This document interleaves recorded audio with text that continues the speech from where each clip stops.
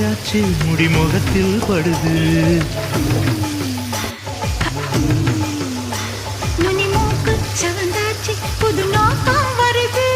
உதட்டோரம் விரிஞ்சாச்சு கொம்பு தேனா தருது. என்னடி காயமுன்னு யாரும் கேட்டா என்னத்த சொல்லுறது. என் கண்ணடி பட்டதுன்னு கச்சிதமா எடுத்து சொல்லுறது.